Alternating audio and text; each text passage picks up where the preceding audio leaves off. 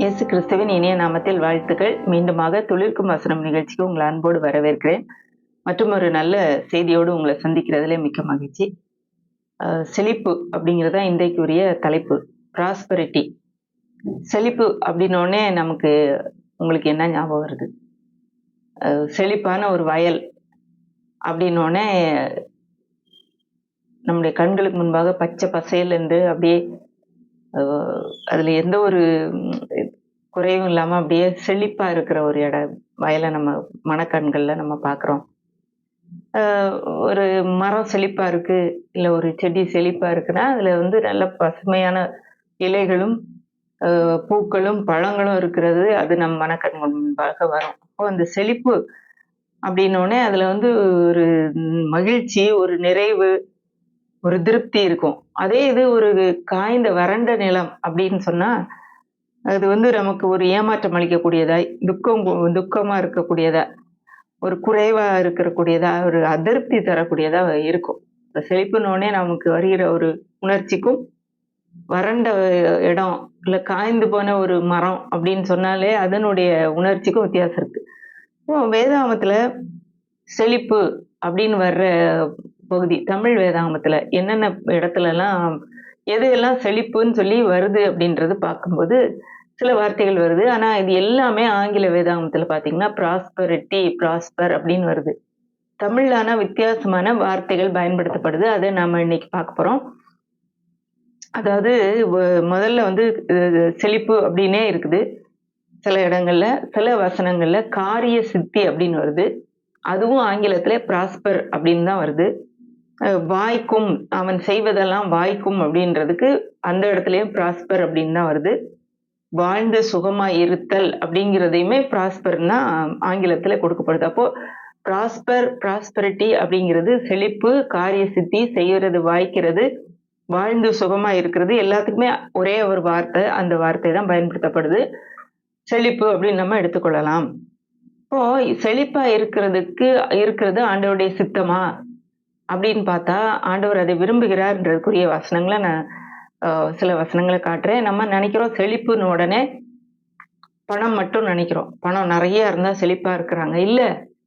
பணம் இருந்தா சுகம் இல்லாம இருக்கிறவங்க எத்தனையோ பேர் இருக்காங்க. அதாவது முழு வாழ்வும் எப்படி ஒரு மரமானது பூத்து குலுங்கி, காய்த்து, பழுத்து இருக்குதோ, அந்த மாரி பச்சை பசேல்னு இலைகளோட, அத மாரி நம்முடைய வாழ்வின் எல்லா பகுதிகளும், நம்முடைய சுகம், நம்முடைய அ அ பணம், பொருளாதாரம், நம்முடைய உறவுகள், மற்ற நம்முடைய குடும்பத்தில் உள்ள ஒருவரோடு ஒருவர் உள்ள தொடர்புகள் எல்லாமே, எல்லா விதத்திலும் நம்ம மற்றவங்களோட பழகுகிற எல்லாவற்றிலுமே நம் வாழ்க்கையின் எல்லா அங்கத்தினர், நம்முடைய உணர்ச்சிகள் எல்லாவற்றிலும் நாம் வந்து வாழ்ந்து செழித்து இருப்பது அப்படின்னு சொல்லி நம்ம எடுத்துக்கொள்ளலாம். இதுதான் நம்ம பணம் மட்டும் கிடையாது. இதுதான் செழிப்பு. முதல்ல ஒரு காரியத்த சொல்றேன். எப்படி இருந்தா செழிக்கலாம்ன்றதுக்கு வேத வசனத்துல போட்டிருக்கு. நீதிமொழிகள் 28, 25. பெருநெஞ்சன் வழக்கை கொழுவுகிறான், கர்த்தரை நம்புகிறவனோ செழிப்பான். இதுல பாருங்க, கர்த்தரை நம்புகிறவன் செழிப்பான் அப்படின்னு போட்டிருக்கு. அப்போ கர்த்தரை நம்புகிற யாருமே, நம்ம எல்லாருமே ஆண்டவரை நம்புகிறவர்கள் இதை பார்த்துட்டு இருக்கீங்க. நீங்க செழிப்பா இருப்பீர்கள் அப்படின்னு சொல்லி தான் அதுல போட்டிருக்கு. ஆங்கிலத்துல எப்படி வருது? But those who trust in the Lord will prosper. அந்த செழிப்பு அப்படிங்கிறதுக்கு ப்ராஸ்பர் அப்படின்னு தான் வருது. அடுத்து இன்னொரு ஒரு பகுதியை நான் காட்ட விரும்புறேன். ஆதியாகமம் 39ஆம் அதிகாரம் 2ஆம் வசனம். கர்த்தர் யோசேப்போட இருந்தார், அவன் காரிய சித்தி உள்ளவனானான், அவன் எகிப்தினாகிய தன் எஜமானுடைய வீட்டிலே இருந்தான். இந்த இடத்துல காரிய சித்தி உள்ளவனா இருந்தான். அதாவது அவன் செய்யறதெல்லாம் நல்லா செய்யக்கூடிய, யோசனையோடு செய்யக்கூடிய நிலைமையில இருந்தான். ஆங்கிலத்துல எப்படி வருது? the lord was with joseph so that he prospered. அவன் செழிப்பா இருந்தான் அப்படின்னு ஆங்கிலத்துல வருது. தமிழ்ல அதே இது காரிய சித்தி. ஓ, செழிப்பா இருக்கிறதுன்னா இதுல வந்து அவனுக்கு வந்து இவன் இவன் இருந்த இடத்துல அவன் செய்ததெல்லாம் நல்லா செஞ்சான். அவனை வந்து நல்லா செய்வதை சரியா செஞ்சான்னு குறிப்பதற்காக யோசனையோடு புத்திமானாய் செயல்பட்டான்றது கூட நம்ம வைத்துக் கொள்ளலாம். அது கூட செழிப்பு அப்படின்றது வருது. இன்னொரு ஒரு வசனத்தை பார்க்கலாம். நீதிமொழிகள் 11ஆம் அதிகாரம் 25ஆம் வசனம். உதார குணமுள்ள ஆத்மா செழிக்கும், எவன் தண்ணீர் பாய்ச்சுகிறானோ அவனுக்கு தண்ணீர் பாய்ச்சப்படும். A generous person will prosper. இப்போ இதுலயும் ப்ராஸ்பர்னு வருது. யார் வந்து செழிப்பா இருப்பாங்கன்னா, மற்றவங்களுக்கு கொடுக்கிறவங்க, தாராளமாய் கொடுக்கிறவர்கள் செழிப்பா இருப்பார்கள். அப்போ 2 காரியம் நம்ம பார்த்திருக்கோம். ஒண்ணு வந்து கர்த்தரை நம்புகிறவர்கள் செழிப்பார்கள். உதார குணமுள்ளவர்கள் செழிப்பார்கள். அதுல வந்து யோசேப்பு செழிப்பா இருந்தான். காரிய சித்தி உள்ளவனா இருந்தான்னு பார்க்கிறோம். அப்புறம் ஒரு பகுதி இன்னொரு காரியம் 3வது காரியம் பார்த்தீங்கன்னா, நம்ம எப்படி செழிப்பா இருக்க முடியும் அப்படின்றதுக்கு கொடுத்திருக்கு. சங்கீதம் 2, 3 வாசிக்கிறேன். கர்த்தருடைய வேதத்தில் பிரியமாயிருந்து இரவும் பகலும் அவருடைய வேதத்தில் தியானமாயிருக்கிற மனுஷன் பாக்கியவான். அவன் நீர்க்கால்களின் ஓரமாய் நடப்பட்டு தன் காலத்தில் தன் கனியை தந்து இலையுதிராதிருக்கிற மரத்தை போல் இருப்பான். அவன் செய்வதெல்லாம் வாய்க்கும். இதுல பாத்தீங்கன்னா அவன் செய்வதெல்லாம் வாய்க்கும் இருக்குல்ல. அதுலயுமே ஆங்கிலத்துல எப்படி போட்டிருக்கு, what ever they do prospers. அவங்க செய்யறதெல்லாம் வாய்க்கும் செழிக்கும் அப்படிங்கிற மாதிரி ஒரு அர்த்தம் வருது. அப்போ அதுக்கு நாம் செழிப்பா இருக்க வேண்டும் என்றால் இதுல என்ன ஒரு சில காரியங்களை கொடுத்துருக்கு, அதை படித்து கொண்டோமானால் நம்ம செழிப்பா இருக்க முடியும். கர்த்தருடைய வேதத்தில் பிரியமா இருக்கணும். ஏதோ ஏனோதானோ கடமைக்காக இல்லை, பிரியத்தோடு அந்த வேதத்தை பிரியத்தோடு வாசித்து இரவும் பகலும் அவருடைய வேதத்தில் தியானமாயிருக்கிற மனுஷன் பாக்கியவான்.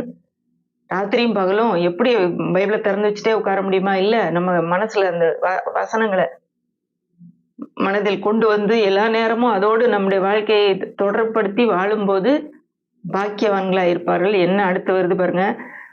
நம்ம ஏற்கனவே பார்த்தோல ஒரு மரம், அதுக்கு அழகா எக்ஸ்பிளனேஷன் கொடுத்துருக்கு. அவன் நீர்க்கால்களின் ஓரமாய் நடப்பட்டு, அதாவது ஒரு நல்லா ஓடுகிற செழித்து ஒரு நிறைய தண்ணி இருக்கிற ஒரு ஆறு இமேஜின் பண்ணிக்கோங்க. அது பக்கத்துல நடப்பட்டிருக்கிற ஒரு மரம் மாதிரி, தன் காலத்தில் தன் கனியை தந்து இலை உதிராது இருக்கிற மரம், பச்சையல் என்று இருக்கிற மரம். அது அந்தந்த சீசன்ல பழம் கொடுக்கும். அப்படிப்பட்ட ஒரு மரத்தை போல் இருப்பான். யாரு? கர்த்தருடைய வேதத்தில் பிரியமாயிருந்து இரவும் பகலும் தியானிக்கிறவன். அவன் செய்வதெல்லாம் வாய்க்கும்.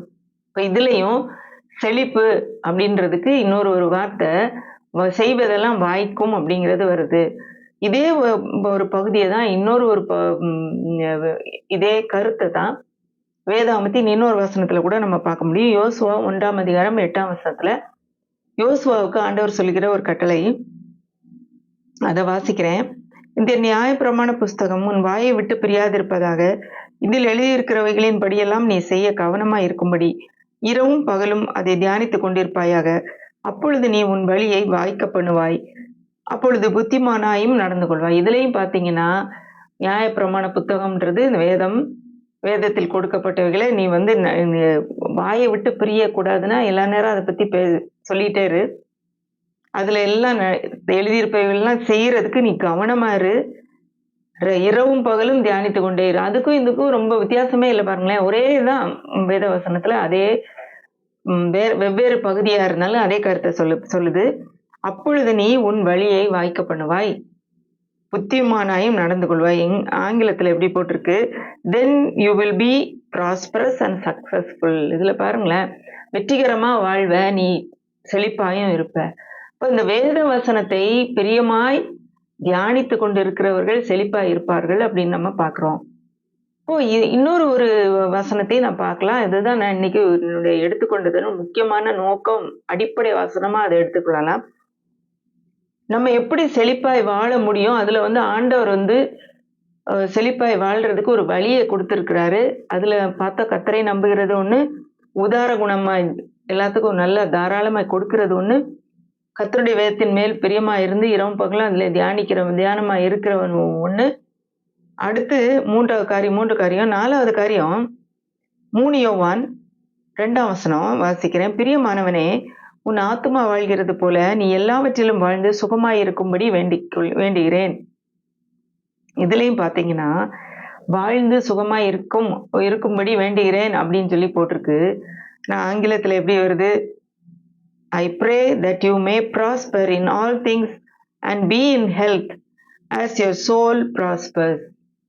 prosperன்னு வருது. அதுதான் செழிப்பு அப்படின்னு நம்ம ஒரே வார்த்தையாகவும் சொல்லலாம், பல வார்த்தைகளிலும் நம்ம இப்ப பார்த்துக்கிட்டே இருக்கிறோம். அப்போ இதுல ஒரு ஒரு அழகான ஒரு கருத்து கூறப்படுது. உன்னுடைய ஆத்துமா வாழ்கிறது போல நீ எல்லாவற்றிலும் வாழ்ந்து சுகமா இருக்க வேண்டும். உன்னுடைய ஆத்துமா எவ்வளவு தூரம் செழிப்பாய் இருக்கிறதோ அது போலதான் உன்னுடைய சுகத்திலும் செழிப்பாய் இருப்பாய். நீ செய்யறதுல வாழ்ந்து சுகமாய் இருப்பாய். உன்னுடைய மற்ற எல்லா காரியங்களிலும் நீ வாழ்ந்திருப்பாய் அப்படின்னு சொல்லி போட்டிருக்கு. அப்போ ஆத்துமா செழிப்பா இருக்க வேண்டும் அப்படிங்கும்போது அதை நம்ம கொஞ்சம் கவனித்து பார்க்க வேண்டும். அப்போ அப்படின்னா என்ன சொல்லியிருக்கு அப்படின்னு சொல்லி நாம் கவனிப்பது நல்லா இருக்கும்னு நினைக்கிறேன். இது நான் கற்றுக்கொண்ட சில காரியங்களை இந்த நேரத்துல உங்களோடு பகிர்ந்து கொள்கிறேன். இப்போ ஆத்துமா வாழ்வது போல அப்படின்னு போட்டிருக்கேன். அப்ப ஆத்துமானா என்னது? ஆத்துமா எங்க இருக்கு அப்படின்னு சொல்லி யோசித்தோம்னா நமக்கு உங்களுக்கெல்லாம் தெரிஞ்சிருக்கும்னு நினைக்கிறேன். ஒரு மனுஷன் எடுத்துக்கிட்டா வேதத்தின் அடிப்படையில நம்ம ஒரு ஆவி, நமக்கு ஒரு ஆத்மா இருக்கு, நம்ம ஒரு சரீரத்துல வாழ்கிறோம். நாம் ஒரு ஆவி, நமக்கு ஒரு ஆத்மா இருக்கு, நாம் சரீரத்துல வாழ்கிறோம். 3 பகுதியில் வேதத்துல கொடுக்கப்பட்டிருக்கு. அங்கங்க சிலது கொடுக்கப்பட்டாலும் ஒரு வசனத்துல எல்லாம் அந்த 3ம் தெளிவா கொடுக்கப்பட்டிருக்கு. 1 தெசலோனிக்கேயர் 5:23 சமாதானத்தின் தேவன் தாமே உங்களை முற்றிலும் பரிசுத்தமாக்குவாராக. உங்கள் ஆவி, ஆத்மா, சரீரம் முழுவதும் நம்முடைய கர்த்தராகிய இயேசு கிறிஸ்து வரும்போது குற்றமற்றதாய் இருக்கும்படி காக்கப்படுவதாக. இதுல உங்கள் ஆவி, ஆத்மா, சரீரம் முழுவதும் அப்படின்னு போட்டிருக்கு. அப்ப 3 பகுதியும் அழகா இந்த ஒரே வசனத்தில் போட்டிருக்கு. இதுல இருந்து நமக்கு தெரியும், படித்துக் கொள்ளலாம். நமக்கு ஆவி, ஆத்மா, சரீரம் 3 காரியம் இருக்குது. இப்போ நம்ம இதுக்கு முந்தி பார்த்த வசனத்துல உன்னுடைய ஆத்மா வாழ்வது போல அப்படின்னு சொல்லி வருதே. இந்த ஆத்மா எங்க இருக்கு? அப்போ ஆவினா என்னது, சரீரம்னா என்னது அப்படிங்கிறத நம்ம இன்னைக்கு தொடர்ந்து நம்ம பார்க்க போறோம், படிச்சுக்கிற போறோம். அதாவது ஆத்மா, ஆவி அப்படிங்கும்போது இந்த ஆவியில தான் நாம ஆண்டவரை ஏற்றுக்கொண்டப்ப நாம் மறுபடியும் பிறந்திருக்கிறோம், புது சிருஷ்டி ஆயிருக்கிறோம். இந்த ஆவி உள்ளான ஒரு மனிதன், உள்ள இருக்கிற 3 பகுதிகள்ல உள் பகுதி அப்படின்னு நீங்க யோசிச்சுக்கோங்களேன். உள்ள இருக்கிற முதல் ஆழமான பகுதி அது. அதுலதான் புது சிருஷ்டி ஆகிறோம். ஏன்னா இப்ப நம்ம மறுபடியும் பிறந்தப்ப புது சிருஷ்டி நீங்க அப்படின்னு சொல்லி வசனம் சொல்லுது. அப்ப புது சிருஷ்டினா ஆண்டவரை ஏற்றுக்கொண்டு நம்ம மறுபடியும் பிறந்த உடனே நம்முடைய தோற்றம் மாறி விடுகிறதான்னு கேட்டா மாறல. அப்படியேதான் இருக்கிறோம். நம்முடைய கண்கள், நம்முடைய கைகள், நம்முடைய கலரு, நம்முடைய உயரம் எதுவுமே மாறல. அப்போ நம்முடைய சரீரத்துல எந்த மாற்றமும் இல்லை. அடுத்து நம்முடைய ஆத்மான்னு எடுத்துக்கொண்டா அது அதுக்குள்ள என்ன இருக்குன்னு பாத்தீங்கன்னா, நம்முடைய மனம் இருக்கு, நம்முடைய விருப்பம் இருக்கு, நம்முடைய உணர்ச்சிகள் இருக்கு. அதாவது நமக்கு வெளிப்பிரகாரமாக தொடு உணர்ச்சி அப்படிலாம் இருக்கிற மாதிரி நமக்கு கோபம், கவலை அதெல்லாம் இருக்குது. அது எங்க இருக்கு? நம்முடைய ஆத்மாக்குள்ள இருக்கு. அதே போல மகிழ்ச்சி அதெல்லாமே கூட இருக்குது. ஆத்மால உணர்ச்சிகள் இருக்கு, மனம் இருக்கு, நம்முடைய சிந்தனை இருக்குது, யோசிக்கிறோம், சில காரியங்களை புரிந்து கொள்கிறோம். அடுத்தது நம்முடைய விருப்பம் இருக்குது, நமக்குன்னு சில விருப்பங்கள் இருக்கு, நாம் சில காரியங்களை தேர்ந்தெடுக்கக்கூடிய ஒரு சாய்ஸஸ், அதுவும் நமக்கு தேர்ந்தெடுக்கக்கூடிய திறமையும் ஆண்டவர் நமக்கு கொடுத்திருக்கிறார். அப்போ ஆத்மாவில மனம், விருப்பம், உணர்ச்சிகள் அதெல்லாம் இருக்குது. அப்போ அந்த ஆத்மாவில நம்ம ஆண்டவரை ஏற்றுக்கொண்டப்ப ஏதாவது மாற்றம் உண்டாயிருக்குதான்னு பாத்தீங்கன்னா, ஏற்றுக்கொண்ட உடனே எந்த மாற்றமும் ஏற்படவில்லை அப்படின்னு தான் சொல்லணும். ஏன்னா நம்முடைய மனம் ஏற்கனவே எப்படியெல்லாம் யோசித்து கொண்டு இருந்ததோ அதே தான் யோசிச்சுட்டு இருக்குது. என்னென்ன எண்ணங்கள் வருதோ அதே தான் சிந்தித்து கொண்டிருந்தோம். நம்ம வித்தியாசமா எதுவும் மாறல. நம்முடைய விருப்பம் ஏதாவது மாறி இருக்குதா? இதுவரைக்கும் நாம் எந்த நிறத்தை விரும்பினோமோ அதே நிறம் தான் இப்ப நமக்கு பிடிக்குது. எந்த சாப்பாட்டை விரும்பினோமோ அதுல எந்த மாற்றமும் இல்லை. ஆண்டவரை ஏற்றுக்கொண்ட உடனே எனக்கு இந்த சாப்பாடே பிடிக்கல, இந்த சாப்பாடு தான் பிடிக்குது அப்படின்னு எந்த ஒரு காரியமும் இல்லை. இப்போ அதே மாதிரி நம்முடைய உணர்ச்சிகள்ல ஏதாவது மாற்றம் வந்திருக்கா? ரொம்ப ஓவரா மகிழ்ச்சியா, சில நேரம் மகிழ்ச்சி கொஞ்ச நேரத்துல இருக்கிற மாதிரி இருக்கு, அடுத்து எப்போதும் போலதான் இருக்கிறோம். ஒரு நாள் வேணா அந்த மகிழ்ச்சி இருக்கிற மாதிரி இருக்கும், அடுத்து நம்ம சாதாரணமா தான் இருக்கும். அப்போ நம்முடைய ஆத்மாவில எந்த மாற்றமும் இல்லை. அப்போ நம்ம மறுபடியும் பிறந்தப்ப எங்க நம்ம புதிதா மாறி இருக்கிறோம், புது சிருஷ்டியா மாறி இருக்கிறோம்னா நம்முடைய ஆவிக்குள்ளே உள்ளான மனிதனிலே உள்ள ஒரு படத்தை போட்டோம்னா 3 வட்டம் போட்டோம்னு வைங்க. 3 வட்டத்துல உள்ள வட்டத்துல ஆவி, நடுவுல உள்ள வட்டத்துல ஆத்மா, வெளியில உள்ள வட்டம் சரீரம் என்று வைத்துக் கொண்டால் அந்த உள்ளான ஆவியில தான் நமக்கு மாற்றம் ஏற்பட்டிருக்கிறது. இந்த ஆவி தான் உயிரடைந்திருக்கிறது. உயிர்ப்பிக்கப்பட்டிருக்கிறது, பரிபூர்ணம் அடைந்திருக்கிறது. கொலோசியர் 2:9 9:10 வாசிக்கிறேன். ஏனென்றால் தேவத்துவத்தின் பரிபூர்ணம் எல்லாம் சரீர பிரகாரமாக அவருக்குள் வாசமாயிருக்கிறது. மேலும் சகல துரைத்தனங்களுக்கும் அதிகாரத்துக்கும் தலைவராயிருக்கிற அவருக்குள் நீங்கள் பரிபூர்ணமாய் இருக்கிறீர்கள். இதுல பரிபூர்ணமாய் இருக்கிறோம், கம்ப்ளீட்டா முடிக்கப்பட்டவர்களாக, முற்றும் முடிக்கப்பட்டவர்களாக இருக்கிறோம் அப்படின்னு சொல்லி இதுல போட்டிருக்கு. அப்போ நமக்குள்ள பார்த்தா ஏற்கனவே இருந்த குறைகள், அங்கங்க இருந்த பரு எல்லாம் இருக்குது, கலர் மாறல, இன்னும் எனக்கு முடி இன்னும் நீளமாகல, எல்லாம் எனக்கு இருந்த குறைகள் அப்படியே தான் இருக்கு. ஆண்டவர் ஏற்றுக்கொண்டு போய் நான் ஆனால் பரிபூர்ணமா இருக்கிறேன்னு வசனம் சொல்லுதே, எனக்கு எந்த மாற்றம் உடனே வரலையே அப்படின்னு பார்த்தா, இந்த பரிபூர்ணமானது எங்க இருக்கிறோம்னா நம்முடைய ஆவிக்குள்ளே. அப்புறம் கலாத்தியர் 5ஆம் அதிகாரம் 22, 23 கொடுக்கப்பட்ட ஆவியின் கனி அனைத்தும் நமக்குள்ளே, நம்முடைய ஆவிக்குள்ளே இருக்குது. ஆத்மாவிலும் சரீரத்துல எந்த மாற்றம் இல்லாவிட்டாலும் இது உள்ள இருக்குது. ஆவியின் கனியோ, அப்ப அன்பு இருக்குது, நமக்கு சந்தோஷம் இருக்குது, சமாதானம் இருக்குது, நீடிய பொறுமை இருக்கு, தயவு இருக்கு, நற்குணம் இருக்கு, விசுவாசம் இருக்கு, சாந்தம் இருக்கு, இச்சை அடக்கம் இருக்கு. இது எல்லாமே ஆவிக்குள்ளே நமக்கு கொடுக்கப்பட்டிருக்கிறது. நம்ம இதுக்கு முன்னாடி வாசித்த வசனம் என்ன சொல்லுது? உன் ஆத்துமா வாழ்வது போல நீ எல்லாவற்றிலும் வாழ்ந்து சுகமாய் இருக்கும்படி வேண்டுகிறேன். அப்போ ஆத்துமா வாழணும் அப்படின்றதான் நம்ம இப்ப பாக்குறோம். ஆனா ஆத்மாவுக்குள்ள இந்த ஆவியின் கனி இருக்குதா? அன்பு, சந்தோஷம், சமாதானம்லாம் இல்லை. இது ஆவியின் கனின்னு கொடுத்திருக்கு. இப்போ என்னுடைய ஆவிக்குள்ளே இந்த காரியங்கள் தேவனால் பரிசுத்த ஆவியானவரால் கொடுக்கப்பட்டிருக்கிறது. ஆனால் என்னுடைய ஆத்மாவில மனம் மாறல, என்னுடைய விருப்பங்கள் மாறல, என்னுடைய உணர்ச்சிகள் மாறல அப்படின்னு பாக்குறோம். அப்போ ஆவிக்குள்ள இருக்கிறது என்னுடைய வாழ்க்கையிலே ஆத்மா வாழ்வது போல வாழ வேண்டும் என்றால் என்னுடைய ஆத்மா மாற வேண்டும். அந்த மாறும்போது, மறுரூபமாகும் போதுதான் அதனுடைய எல்லாவற்றிலும் வாழ்ந்து சுகமா இருக்க முடியும். நம்முடைய எல்லா பொருளாதாரம், நம்முடைய சுகம், நம்முடைய உறவுகள், நம்முடைய வேலை, எல்லா பகுதிகளிலும் நம்ம சுகமா இருப்பதற்கு ஆத்மா செழிப்பா இருப்பது அவசியம். அதனாலதான் சொல்லிட்டு இருக்கேன். இப்போ ஒவ்வொன்னா பார்க்கலாம். ஆத்மால மனம் இருக்குல்ல, மனம்ல நம்ம என்ன மனம், அடுத்தது விருப்பம், அடுத்தது உணர்ச்சிகள் சொன்னேன். இப்போ ஆத்மாவிலே வாழ்வது, ஆத்மா வாழ்வது, ஆத்மா செழிப்பா இருப்பதுன்னா என்ன? ஆனா முக்காவாசி பாத்தீங்கன்னா நம்முடைய ஆத்மா செழிப்பா இல்லாம இருக்கிறதுக்கு காரணம் இது மாம்ச பிரகாரமாக, அதாவது உலக பிரகாரமாக நடந்து கொள்கிறது. உலக மக்களை போலதான் அது எப்பவும் இருக்கிற மாதிரி இருக்குது. அப்போ மாம்சத்தின் கிரியைகள் என்னன்னு பாத்தீங்கன்னா, கலாத்தியர் 5:19 கொடுக்கப்பட்டிருக்கு.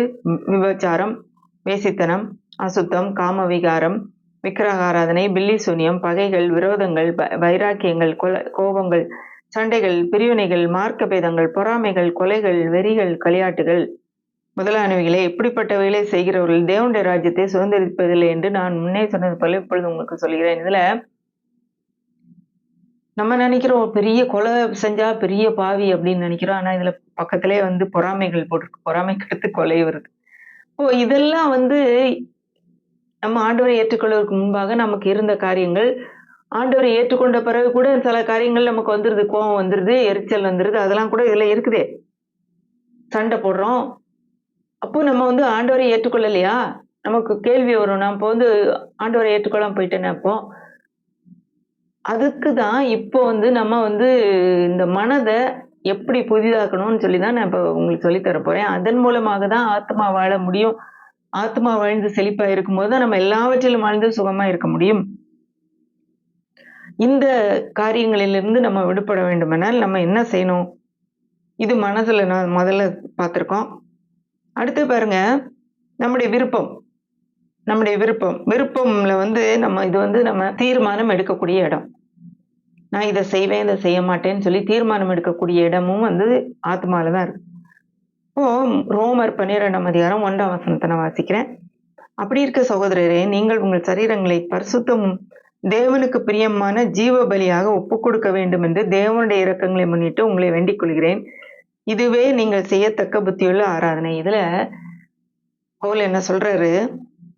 உங்கள் சரீரங்களை நீங்க ஒப்பு கொடுக்கணும், தேவனுக்கு பிரியமான ஜீவ பலியாக ஒப்பு கொடுக்கணும் அப்படின்னு சொல்றாரு. இப்போ சரீரத்தை நம்ம ஒப்பு கொடுக்கணும். சரீரத்தில் உள்ள காரியங்களை நான் ஒப்பு கொடுக்க வேண்டும் என்றால் என்னுடைய சித்தம், என்னுடைய விருப்பம் அதற்கு இசைந்து போகணும். இல்ல நான் செய்ய மாட்டேன், நான் ஒப்பு கொடுக்க மாட்டேன், ஜீவ பலியை ஒப்பு கொடுக்க மாட்டேன் அப்படின்னு சொல்லி நான் தீர்மானம் எடுத்து முடியாதுன்னு சொன்னா என்னுடைய ஆத்மால நான் வாழ்றதுக்கு நான் அனுமதிக்கல. தேவனுக்கு இசைந்து வாழ்வதற்கு நான் அனுமதிக்கல. அப்படி இருக்கும்போது ஆத்மா வாழ முடியாது. இதுல அதுதான் போட்டிருக்கு, நீங்களா ஒப்பு கொடுங்க. இதுல வேற ஜீவ பலி அப்படின்னு போட்டிருக்கு. வெறும் பலினா நம்ம ஒரு ஆடையோ ஒரு விலங்கை போட்டு கொன்னு எரிப்பாங்க. அதை கொலை செய்து அதை குத்தி கொன்னு அதை எரிப்பாங்க. ஆனா இதுல ஜீவ பலின்னு போட்டிருக்கு. ஜீவ பலின்னா என்ன? உயிரோட, ஆனா உயிரோட தான் இருக்கும், ஆனா அது அந்த செய்ய வேண்டியதை செய்யணும். அப்படி இருக்க சூழ்நிலையில ஜீவ பலியாக ஒப்பு கொடுக்கணும். நான் எனக்கு அது இந்த காரியம் செய்யறதுக்கு விருப்பம் இல்லை, ஆனா நான் என்னையே ஒப்பு கொடுக்குறேன், ஜீவ பலியை ஒப்பு கொடுக்குறேன்னு சொல்லி தன்னை ஒப்பு கொடுக்கும்போது ஒப்பு கொடுங்கள் அப்படின்னு சொல்றாரு. அப்போ என்னுடைய மனம் என்னுடைய சித்தம், அதாவது என்னுடைய விருப்பம் தேவனுக்கு நேராக மாற வேண்டும். தேவனுடைய வார்த்தைக்கு நேராக, அவருடைய விருப்பத்துக்கு நேராக என்னுடைய விருப்பம் ஜீவ பலியாக ஒப்பு கொடுக்கப்பட வேண்டும். அடுத்து பாருங்க, மனத்துக்கு திரும்ப வருவோம், மனசுக்கு திரும்ப வருவோம். மனசுலதான் நம்முடைய சிந்தனைகள், யோசனைகள், நம்முடைய எண்ணங்கள் எல்லாம் இருக்குது. நீதிமொழிகள் 23:7 சொல்லுது, அவன் இருதயத்தின் நினைவு எப்படியோ அப்படியே அவன் இருக்கிறான் அப்படின்னு சொல்லி ஒரு வசனம் இருக்குது. அப்போ நம்ம எதை நினைக்கிறோமோ அதே மாதிரிதான் மனுஷன் இருக்கிறானா. ஒரு மனுஷன் என்னத்தை யோசிக்கிறான்றத அவன் இருக்கிறத வச்சு கண்டுபிடிச்சிடலாம். அப்போ அவனுடைய நடவடிக்கைகள் எப்படி இருக்குன்னா, அவன் என்னத்தை யோசிக்கிறானோ அதை தான் செய்யறான். இப்போ நம்ம எப்படி யோசிக்கணும்? இது வரைக்கும் நம்ம ஆண்டவரை ஏற்றுக்கொள்ளல, இப்ப ஏற்றுக்கொண்டு விட்டோம், நம்ம ஆத்மா மாறாம தான் இருக்குது. அப்ப எப்படி நம்ம யோசிக்கணும் இனிமே அப்படின்னா, நம்முடைய சிந்தனைகள் எபேசியர் 6:17 ரட்சணியம் என்னும் தலைச்சீராவையும் தேவவசனமாகிய ஆவியின் பட்டயத்தை எடுத்துக்கொள்ளுங்கள் வருது. இப்ப ரட்சண்யம் என்னும் தலைச்சீரானா என்ன? ஹெல்மெட்.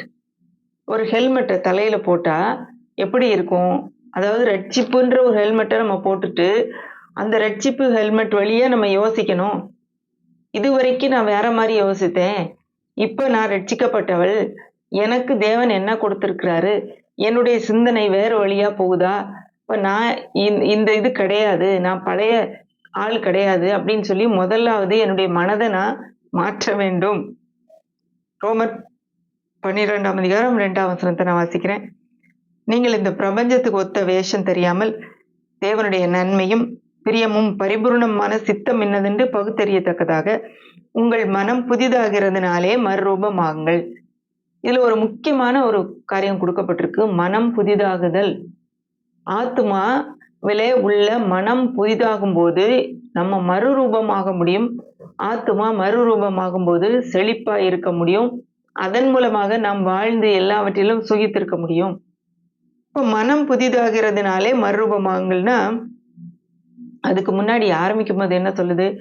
உங்க பிரபஞ்சத்துக்கு இந்த பிரபஞ்சத்துக்கு ஒத்த வேஷம் தரிக்காதீங்க. இந்த உலகத்தில் உள்ளவர்கள் சிந்திக்கிற மாதிரி நீங்க சிந்திக்காதீங்க. உங்களுடைய சிந்தனை மாற வேண்டும். உங்க சிந்தனை தேவனுக்கு அடுத்த சிந்தனையாக, ரட்சிக்கப்பட்டவர்கள் எப்படி சிந்திக்க வேண்டும், தேவனுடைய வார்த்தைக்கு அடுத்த சிந்தனையாக, அதுக்கு எதிராக வர்ற சிந்தனையை விட்டு என்னுடைய மனத்தை புதிதாக்கிக்கிட்டே இருக்கணும். ஒவ்வொரு நேரமும் நான் என்னுடைய மனதின் எண்ணங்களை நான் புதிதாக்க வேண்டும். இது வரைக்கும் பழைய மாதிரி நான் யோசிக்க கூடாது. இப்ப நான் வேற மாதிரி மாறிட்டேன், நான் ஆண்டவருடைய பிள்ளையா மாறிட்டேன். அப்ப வசனம் என்ன சொல்லுது, இந்த வசனத்தின்படி நான் சிந்திப்பேன்னு சொல்லி யோசிக்கணும். மறுரூபமாகிறது அது எப்படி ஒரு கூட்டுப்புழு வண்ணத்து பூச்சியா மாறுதோ, ஒரு கம்பளி புழு வண்ணத்து பூச்சியா மாறும்போது அது உருமாற்றமாகுதுல்ல, அது போல நம்முடைய மனம் புதிதாக நம்முடைய ஆத்மா மாறிக்கிட்டே இருக்குது. நம்ம ஆத்மா செழிக்க நம்முடைய வாழ்வும் செழிக்கும். நாம் எல்லாவற்றிலும் வாழ்ந்து சுகமா இருப்போம்.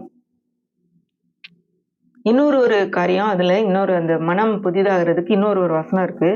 2 கொரிந்தியர் 10 4 5 எங்களுடைய போராயுதங்கள் மாம்சத்துக்கு ஏதுவாயிராமல் ஏற்றவைகளாயிராமல் அரண்களை நிர்மூலமாக்குகிறதற்கு தேவ பலம் உள்ளவைகளாய் இருக்கிறது. அவைகளால் நாங்கள் தர்க்கங்களையும் தேவனை அறிகிற அறிவுக்கு விரோதமாய் எழும்புகிற எல்லா மேட்டிமையும் நிர்மூலமாக்கி எந்த எண்ணத்தையும் கிறிஸ்துவுக்கு கீழ்ப்படிய சிறைப்படுத்துகிறவர்களாய் இருக்கிறோம். இதுல பாருங்க, மனதை நம்ம எப்படி கண்ட்ரோல் பண்ணணும், எப்படி புதிதாக்கணும் அப்படிங்கறத தான் நம்ம படிச்சுக்கிட்டு இருக்கோம். ஏன்னா ஆத்மாவில உள்ள முக்கியமான பகுதி மனம். விருப்பத்தை பத்தி பார்த்தோம். இந்த மன யோசனை எங்க போகுதோ அதுக்கேற்ற மாதிரி நம்முடைய விருப்பம் போகும். இப்ப இங்க இருக்கிற நேரமே ஒருவேளை நம்ம சாப்பிடணும், பசிக்குது, சாப்பிடணும்னோடனே மனசு வந்து யோசிக்கும். இல்ல பிரியாணி அதுன்னு யோசித்தோம்னா, இன்னைக்கு கண்டிப்பா அதை எப்படியாவது வாங்கி சாப்பிட்றணுன்றது மனசுல போயிட்டே இருக்கும். நம்ம அதுக்கேற்ற மாதிரி நம்முடைய விருப்பமும் அப்படி மாறிடும். வெளியே கடைக்கு போறீங்கன்னு வைங்க, கடைக்கு போகும்போது போற வழியில இன்னைக்கு வந்து நான் எப்படியாவது ஐஸ்கிரீம் வாங்கிடணும்னு மனசுல நினைச்சேன்னா உடனே விருப்பம் அதுக்கேற்ற மாதிரி செயல்பட ஆரம்பிக்கும். அப்போ மனசை இல்ல நான் வாங்க மாட்டேன், இன்னைக்கு வேற வேலை இருக்கு அப்படின்னு சொல்லி மனதை மாத்தும் போதுதான் விருப்பமும் அதுக்கேத்தாற் போல தன்னை மாற்றிக்கொள்ளும். அப்போ மனதை மாத்துறதுக்கு என்ன சொல்லியிருக்கு? தேவனை அறிகிற அறிவுக்கு விரோதமாய் எழும்புகிற எல்லா மேட்டிமையும் நிர்மூலமாக்கி எந்த எண்ணத்தையும் கிறிஸ்துவுக்கு கீழ்ப்படிய சிறைப்படுத்துகிறோம். அப்ப எல்லாம் நமக்குள்ள எண்ணங்கள் வந்து கொண்டே இருக்கிறது. அந்த எண்ணங்கள் நம்ம தலைக்கு மேல வந்து பறவை பறக்கிற மாதிரி எண்ணங்கள் வந்து நம்ம மேல நம்ம மனசுல போய்கிட்டே இருக்கு.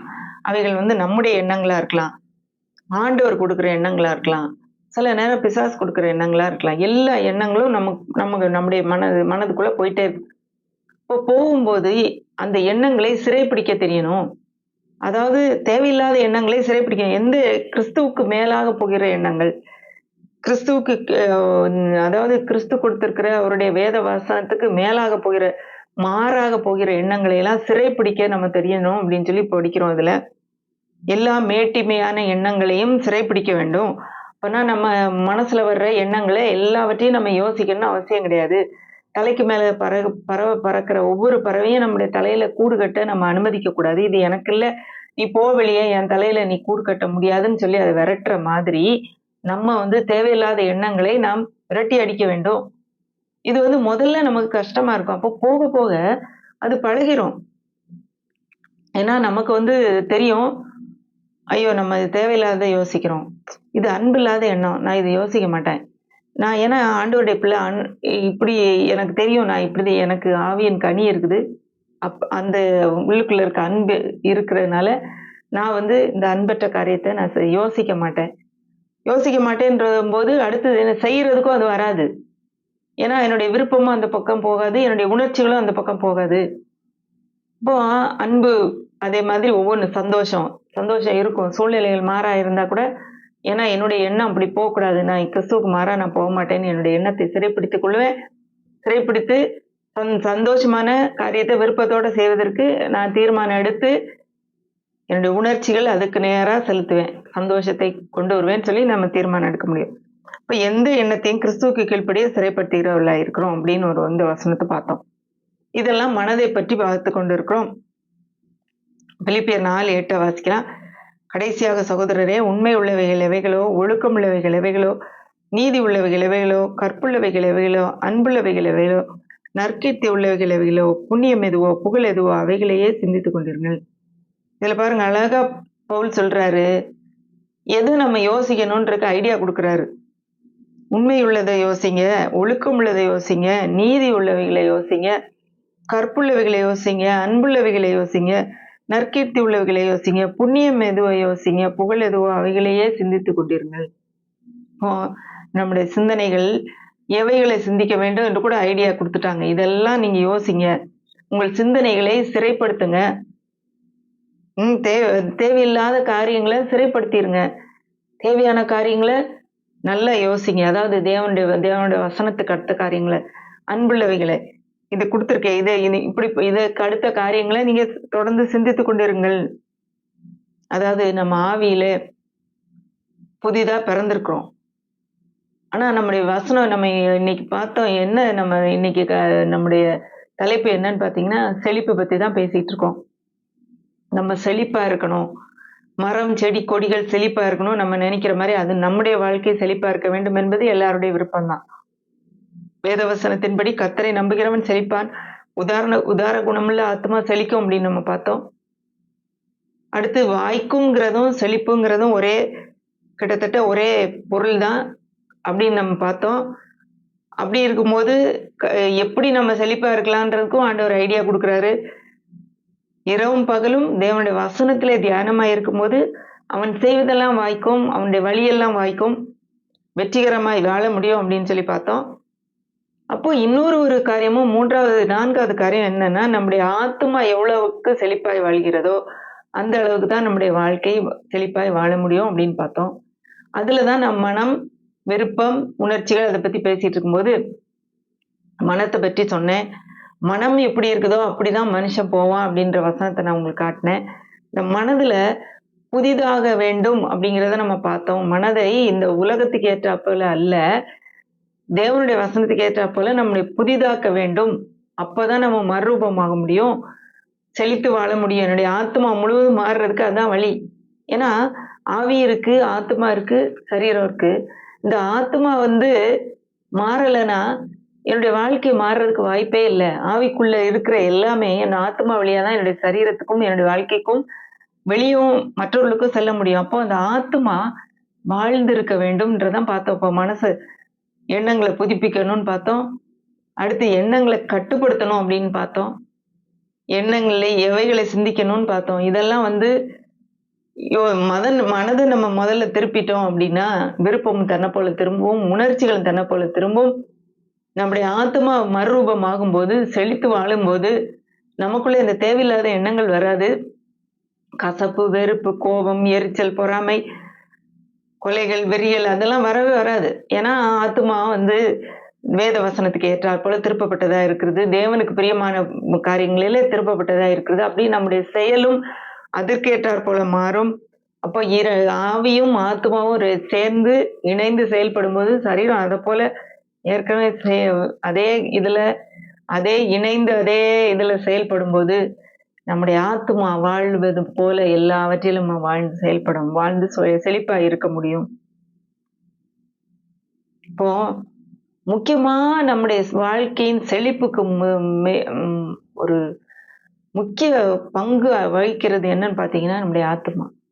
நம்முடைய ஆத்மா வாழ்றது மாதிரிதான் எல்லாத்துலயும் நம்ம வாழ முடியும். அப்போ நம்முடைய ஆத்மாவில உள்ள மனதை குறித்து நம்ம ரொம்ப கவனமா இருப்பது அவசியம். அந்த மனதை நம்ம ஒருவேளை வெளிப்படையா பார்க்க முடியாது. மற்றவங்க நம்ம சுற்றில இருக்கிறவங்க அதை கவனிக்கவே முடியாது. ஆனா நமக்கு தெரியும் நம்ம எதை சிந்திக்கிறோம் என்று. அந்த சிந்தனையை நாம் ஒவ்வொரு நேரம் நம்ம நேராக்கி கொண்டே இருந்தோம்னா, சரிப்படுத்திக்கிட்டே இருந்தோம்னு வைங்க, தன்னை போல நம்முடைய வாழ்க்கை செழிப்பாய் இருப்பதற்கு அது உதவி செய்யும். இன்றைக்கு நம்முடைய வாழ்க்கையும் இலை உதிராது இருக்கிற மரத்தை போல, அந்தந்த காலத்துல கனி தரும் மரத்தை போல வாழ வேண்டும். நான் ஆசீர்வதிக்கிறேன். உங்க ஒவ்வொருவருடைய வாழ்க்கையும் வாழ வேண்டும் என்று நான் ஆசீர்வதிக்கிறேன். அதுக்கு முக்கியமான காரணம், முக்கியமான ஒரு டிப்பையும் இன்னைக்கு பார்த்துட்டோம். என்ன செய்யணும்னு சொல்லி, நம்முடைய ஆத்மா செழித்து வாழ வேண்டும். ஆத்மா செழிக்கணும்னா நம்முடைய மனம் புதிதாக வேண்டும். இதை நம்ம ட்ரை பண்ணி பார்ப்போம். ஒருவேளை அது உங்களுக்கு புரியலைன்னா இன்னொரு தடவை நீங்க கவனிச்சு பாருங்க. இதே வீடியோ நீங்க திரும்ப போட்டு கவனிச்சு பாருங்க. ஆண்டவர் உங்களுக்கு ஒரு தெளிவை கட்டளையிடுவாரு. இதுவரைக்கும் ஆத்மாவிலே நீங்க வாழாம இருந்தீங்கன்னா, அதாவது ஆத்மா இன்னும் சோர்ந்து போய் ஒரு காய்ந்து போன மரம் மாதிரி வாடி போய் இருக்குன்னா, இன்னைக்கு அதை செழிப்பா இருக்கிறதுக்குரிய காரியங்களை நம்ம முன்னெடுத்து வைக்கும்போது, ஆண்டவர் மற்றெல்லா காரியங்களிலும் வாழ்ந்து சுகமா இருப்பது தன்னால வரும். ஏன்னா அதுதான் வழி.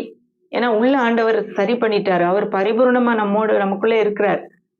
அவருக்குள்ளே இருக்கிற எல்லா வல்லமை, அவருக்குள்ளே இருக்கிற எல்லா மகிமை, அவருக்குள்ளே இருக்கிற சுகம், அவருக்குள்ளே இருக்கிற செழிப்பு, அவருக்குள்ளே இருக்கிற சந்தோஷம், சமாதானம் எல்லாம் நம்முடைய ஆத்மா வாழ்ந்திருக்கும் போது ஆத்மா வழியாக சரீரத்துக்கும் மற்றவர்களுக்கும் பாய்ந்து செல்றதுக்கு இது பேருதவியாக இருக்கும். அதனால நம்ம அதற்காக முயற்சி எடுப்போம். ஆண்டவர்கிட்ட நம்ம கேட்போம். அப்படியே கண்களை மூடி ஜெபிக்கலாம். அன்புள்ள ஆண்டவரே, இந்த அருமையான நேரத்துக்காக நன்றியோடு உம்மை துதிக்கிறோம். நாங்கள் எங்களுடைய ஆத்மா வாழ்வது போல எல்லாவற்றிலும் வாழ்ந்து செழிப்பா இருக்க வேண்டும் என்று நீர் விரும்புகிறீர். அதற்காக ஸ்தோத்திரம். நாங்கள் எங்களுடைய பொருளாதார காரியங்களிலே மட்டுமல்ல, எங்களுடைய சுகத்திலும், எங்களுடைய உறவுகளிலும் மற்றும் நீர் எங்களுக்கு வைத்திருக்கிற நாங்கள் செய்கிற எல்லா காரியங்களிலும் சுவாமி செழித்து வளர வேண்டும், செழிப்பா இருக்க வேண்டும் என்று நீர் விரும்புகிறீர் ஐயா. ஆண்டவரே, நாங்கள் எங்கள் ஆத்மா வாழ்வதிலே அதை நாங்கள் எங்களுடைய மனதை புதிதாக்குவதிலே கர்த்தாவே கவனம் செலுத்த எங்கள் ஒவ்வொருவருக்கும் நீ உதவி செய்யும்படி ஜெபிக்கிறோம். தேவையற்ற எண்ணங்கள் எங்கள் மனதிலே வரும்போது ஆண்டவரே அவைகள் உம்முடைய வசனத்துக்கு மாறாக உம்முடைய சித்தத்துக்கு மாறாக இருக்கும்போது அவைகளை கர்த்தாவே சிறைப்பிடிக்க எங்களுக்கு உதவி செய்யுங்க. சரியான எண்ணங்களை கர்த்தாவே நாங்கள் எடுத்துக்கொண்டு ஆண்டவரை முன்னேறி செல்ல எங்களுடைய ஆத்மாவை வாழ வைக்க நீர் எங்களுக்கு உதவி செய்யும்படி ஜெபிக்கிறோம். மறுரூபமாக நீர் எங்களுக்கு உதவி செய்யுங்க. ஆண்டவரை நாங்கள் செழித்து வளர்ந்து கனி கொடுத்து அநேகருக்கு பயனுள்ளவர்களாக வாழ நீங்க எங்களுக்கு பலனை தருகிறதற்காக நன்றி. ஒவ்வொருவரையும் உடைய நாமத்தினாலே ஆசீர்வதிக்கிறேன். என்னை கேட்டுக்கொண்டு இருக்கிற ஒவ்வொருவருடைய ஆத்மாவும் செழிப்பாய் வாழ போகிறதற்காக நன்றியோடு துதிக்கிறேன், ஸ்தோத்திரிக்கிறேன். இயேசுவின் மூலம் தாழ்மையாய் கேட்கிறோம் பிதாவே, ஆமென்.